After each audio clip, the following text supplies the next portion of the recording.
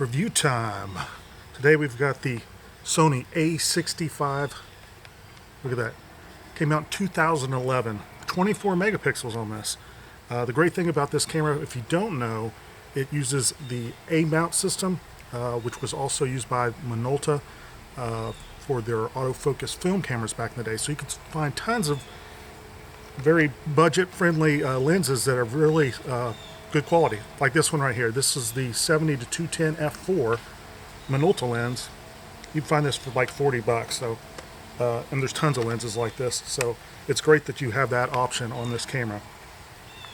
Let's start off with saying it has a tilty screen here. It just tilts down, so you could get these shots down, you know, like this, or you can flip it around and kind of have it's a kind of weird angle, but a selfie shot there.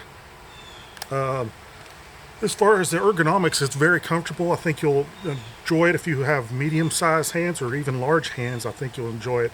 Now this one has some very cool features that you wouldn't find in some of the DSLRs nowadays. It has a 3D, and it also has a panoramic, so you could do it like with some of the point and shoots have that, but I hadn't seen it really on a DSLR, so it's got that capability as well. Also in here, it's a little different. You think of a DSLR, you think of that mirror flipping up. Well, this mirror doesn't flip up. It actually, the light goes through the mirror here. The mirror is translucent. Here's a shot. That was the panoramic. I forgot I switched it on. I was like, why does it keep on taking shots? Anyway, let's change it back. All right, so there's me holding down the shutter button. So this gets supposedly 8 frames per second, and this was on 24 JPEG, megapixel JPEG. So you saw how long it went before the buffer filled up. The card I have in here is a class 10, so a decent card. And it did a fairly good job. I think you'd be all right with some action sports with this. It does have phase detect autofocus, so that's a plus as well. Shooting live. Now it does go between the live view here and a electric viewfinder.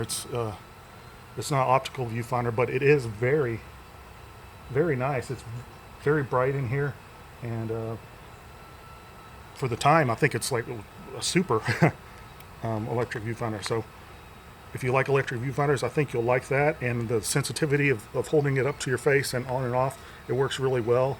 Let me show you some image samples here. I went to the beach, this Myrtle Beach, so these are straight out of camera.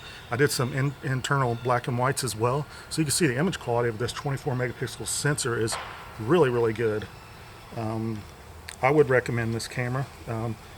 As far as cost, it's kind of all over the place. It goes from $150 to $350, so you just kind of have to search around and find it. I am selling this on my eBay store with a ton of these Minolta lenses that work with it.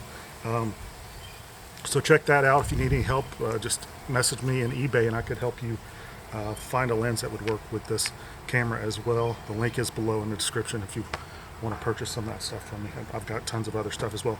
But last but not least, I'll just kind of cover the menu system here.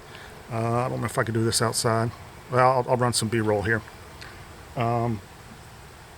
As you can see here, there's a ton of stuff packed in there. I didn't say anything about the battery life. The battery life is really good considering you're doing a all electric as far as the viewfinder and live view. So it does last a fairly long time. I was pretty happy with that.